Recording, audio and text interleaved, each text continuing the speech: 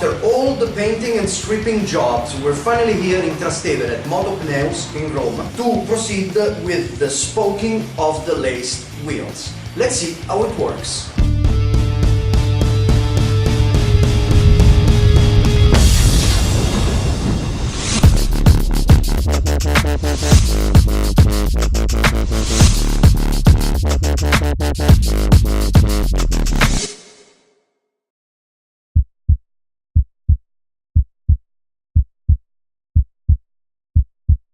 Hi everybody, I'm Custom Cez, and in this episode of Roma Custom Bike we'll not only complete the wheel assembly, but we'll also go pay a visit to a young and clever builder with his own shop in Spencer, Massachusetts.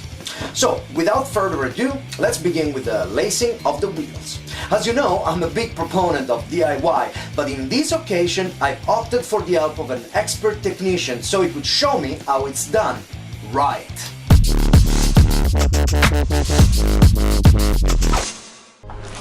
Our expert is Mr. Fabio. He's been lacing wheels here in Rome for more than 30 years. To start, he places all the spokes in the hub.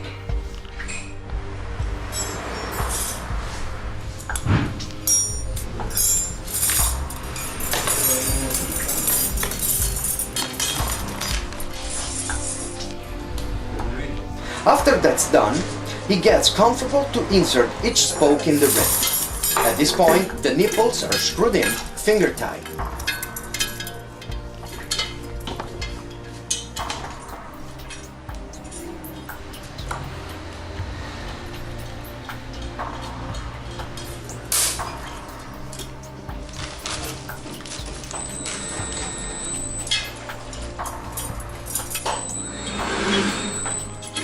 The process we've just seen, although quite tedious, it's pretty easy, and with a good reference anyone can do it at home. The hard part begins now, and it's in the following process that all the skills and expertise of the operator come into place.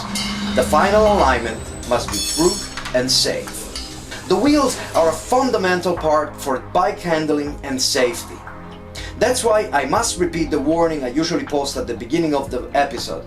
Do not try these at home unless you know what you're doing and you're a certified mechanic. And with that legal nugget out of the way, let's proceed with the next step. The DIY stand that you see in front of you is used to spin the wheel and offer a fixed point while aligning the rim.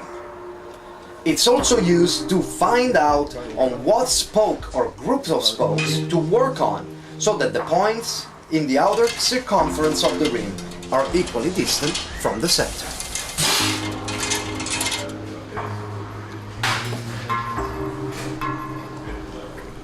By tightening and loosening the identified spoke or spokes, Mr. Fabio can correct both the alignment and the centering of the wheel.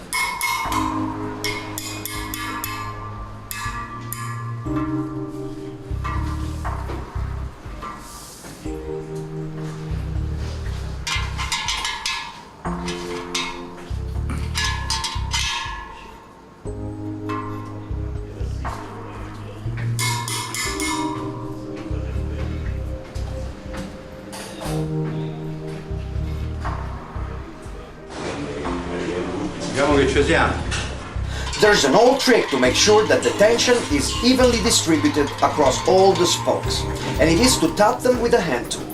If all the spokes generate more or less the same audio tone, then the distribution is good.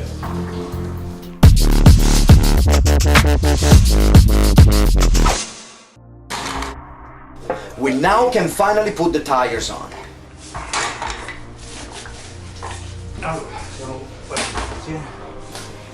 The black band around the rim is to protect the inner tube from the spoke nipples.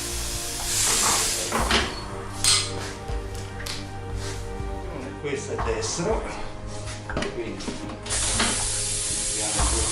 abbiamo già regolata in precedenza.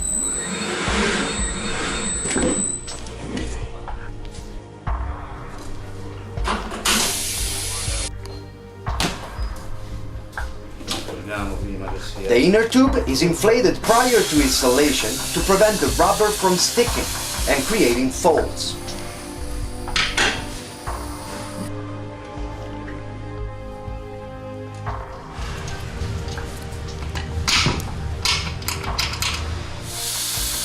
Then, it's inserted inside the tire and inflated again. Once everything looks good, the air valve is installed.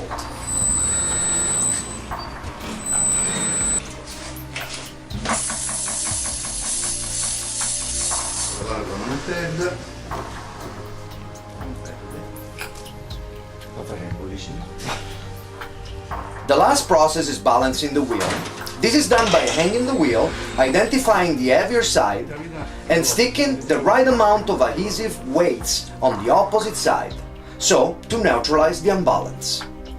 Dato che la ruota è grande, scende abbastanza velocemente.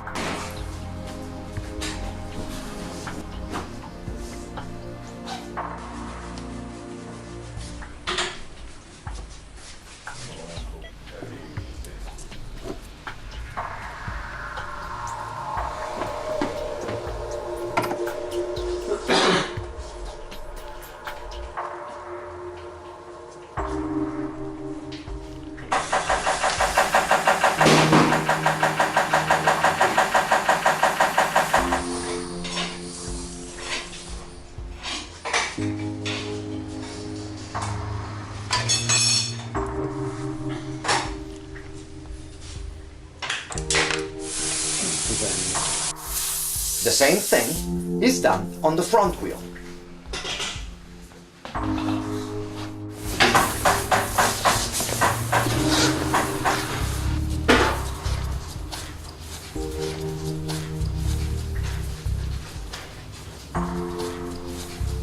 So this is it, my babies are ready and we're gonna get them back to the home shop. We thank very much Motopneus for helping us out.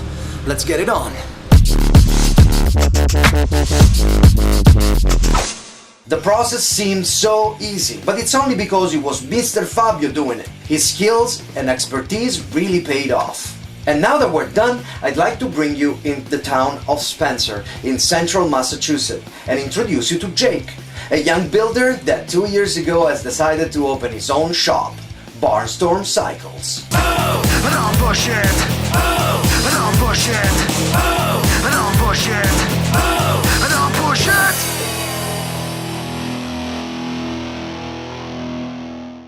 We are here with Jake Cutler from Barnstorm Cycles in Spencer, Massachusetts. Well, I grew up around motorcycles my whole life. My father had motorcycles.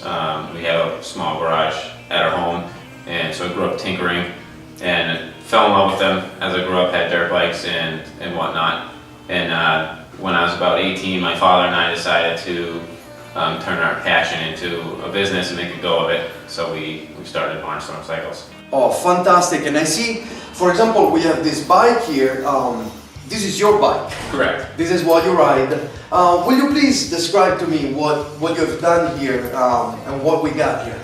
Okay, well basically, the power plant in this motorcycle is a 1941 Harley Davidson knucklehead motor. Okay. So the motor's a little over 70 years old. Wow. When I got the motor and the transmission, they were both, well, the motor was completely apart in boxes and been apart for 16 years. I bought it from a very good friend of mine named Paul. Together, Paul and I actually rebuilt the whole motor. Okay. And then from there, I got a replica 1948 panhead wishbone style frame, and this is kind of the end result. So there's a lot of hand fabricated bits, one-off stuff, and then things that have been modified. For instance, the gas tank's been made by hand, handlebars, exhaust, fenders and things like that. Start with fender blanks, Okay. and then go from there. Yeah. This is actually what I'd call a temporary front end. I have plans to build some kind of modified leaf spring. Okay. But in the meantime, this is a DNA springer that I've modified for a headlight mount and some handlebars, just to kind of switch it up a little bit. Of course. Same thing with the oil tank. I ended up moving the oil tank from underneath the seat area to the front of the bike. I did it actually primarily for function. I wanted to cool my oil more. Right. Because the motor's cast iron. Yeah. And it gets really hot. It doesn't course. dissipate the heat as well as like an aluminum cylinder would. So by moving the oil tank out front, it actually reduced the operating temperature of the bike considerably to the point where I can actually put my hand on the oil tank when the bike's at full operating temperature, and it's not. I won't burn me. I come from a family of people who actually ride motorcycles. Yeah. We like to travel by motorcycle as much as possible, and it's kind of a way of life for us. So we try to bring that spirit to what we do here, and that everything that we try to do is geared towards riders, and then and from a fabrication standpoint, we try to do everything that we can to make sure that what we do can actually be put to use. It's not just to look good at a show, it's to look good while it's going down the road and to last years and years and years and years. So we place a heavy emphasis on function as well as form in our design.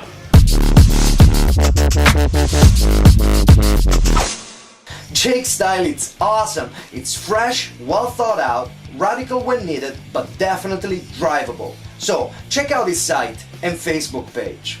This is it for this episode of Roma Custom Bike. As usual, if you like the show, I invite you to press the like button, and if you really liked it, why not? Tell your friends. Watch out, we have just created an only English-speaking page on Facebook, so go check it out for more picture, news and events. Just search for Roma Custom Bike English on Facebook. We've also made these slick and cool new t-shirts. They're cheap and they help us out making this show, so inquire on how to get one your size. I am Custom Cez and I'll see you next time.